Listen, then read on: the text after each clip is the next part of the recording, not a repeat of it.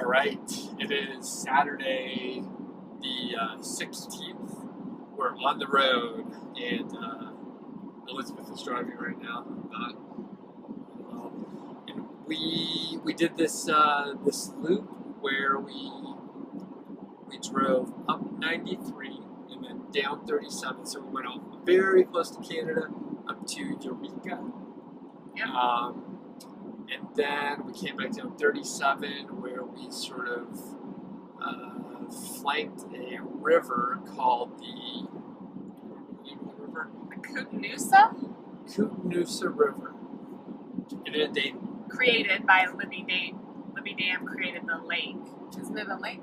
yeah, that's right. So there's actually a very big lake, and we have pictures of that. We'll probably put somewhere close to where you see this video.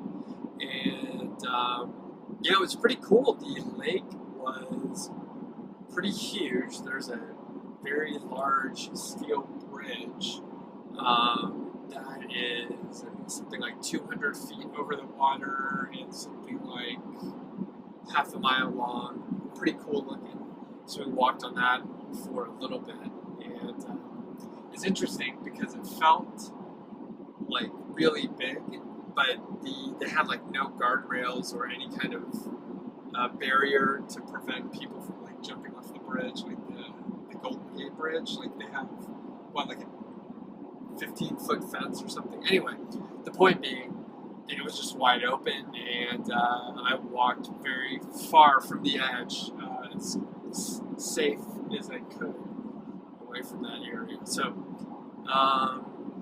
we pulled off around like after the dam, and we checked out like this, I guess, small little picnic area. It's like the Alexander Recreation Area, I think.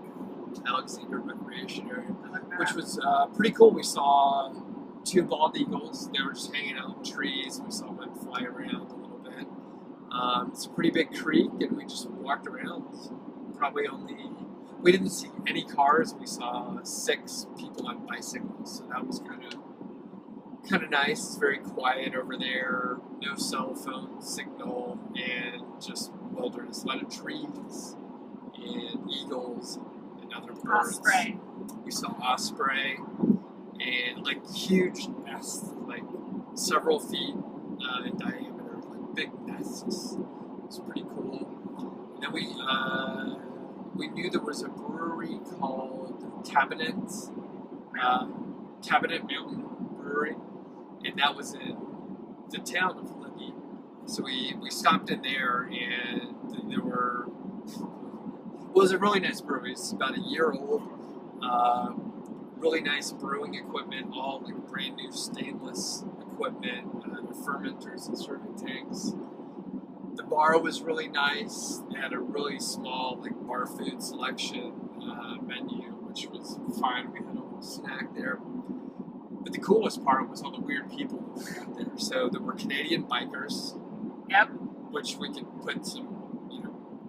I'll put a little video in of the Canadian bikers, but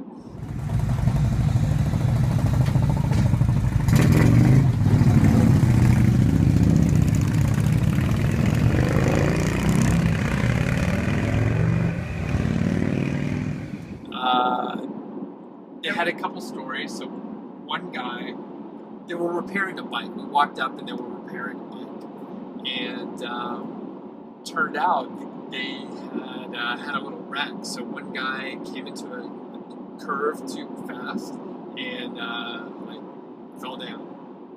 It was fine. Is that what they call it? I was riding my bike. I was on my hog, and I fell down. That's it. Yep.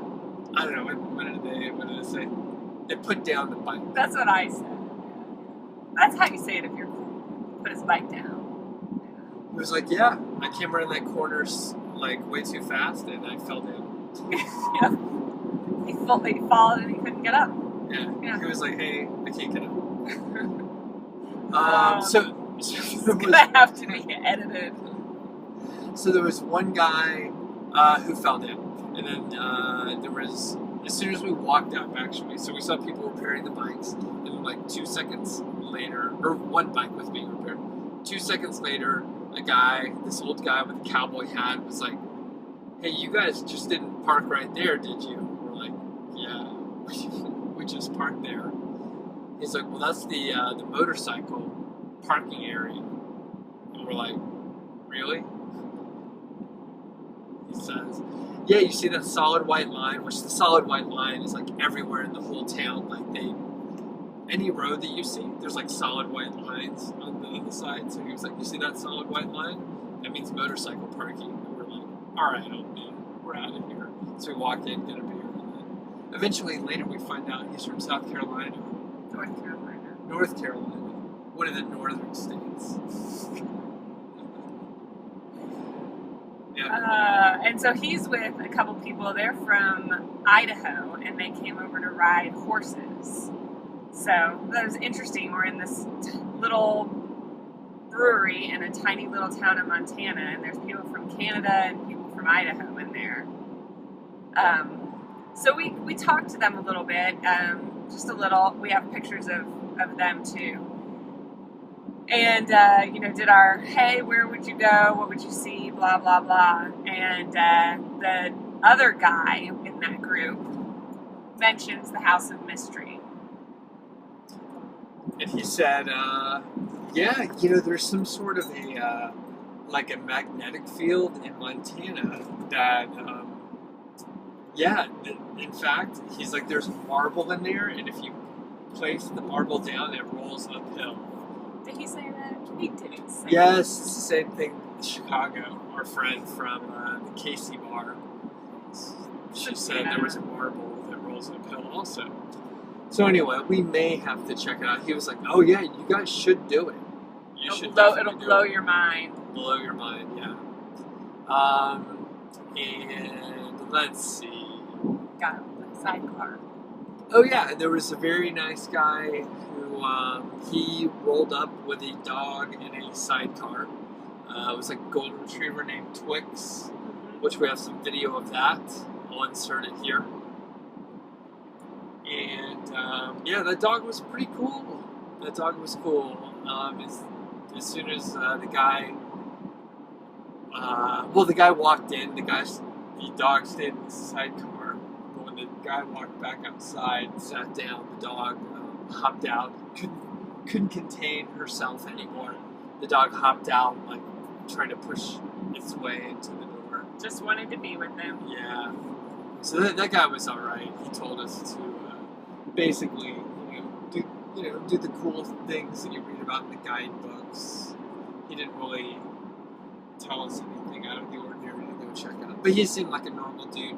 He never mentioned the House of Mystery as a landmark that we should definitely check out. Oh, and then another notable, one of the bikers told Doug that he was drinking his beer wrong. So, he did. He was like, whoa, you gotta finish each one in order. And I said,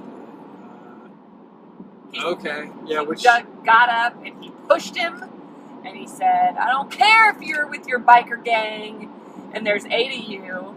Get out of my face, jerk." That's what he did. Yeah.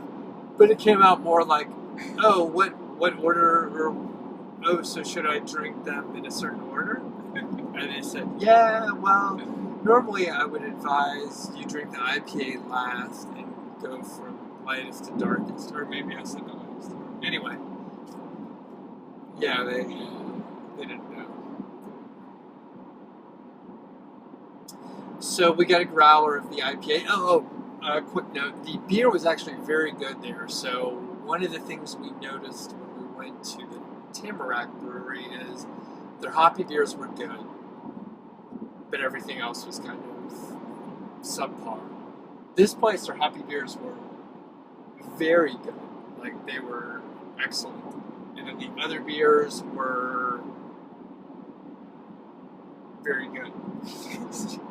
I didn't drink, by the way. The driver here. I had a little sips, so I don't have anything to add. Yeah. So the beers were considerably better, even more impressive since that was a pretty new brewery. Do they distribute? Have you seen it at the grocery stores or anything? I haven't seen it. So I have to check it out. They had a lot of kegs in the back, so they may just be a draft around town. Oh, and then the same guy proceeded to tell us how to drink a growler. Oh yeah, he said, you know, you can't save it. Like this particular beer, it won't last more than a couple days. And this other one, you should probably drink it like in one night. And we're like, dude, what? How are you not finishing a growler in a night? Like, we can do that on my own. So anyway, so right now we're heading back. People talking just to hear themselves talk at that place. Yes, yes. Where? So we're driving back now. We're going to go through Kalispell and then head back up to Whitefish. It's really nice around here. I can turn this camera around somewhere. I may have to pause it.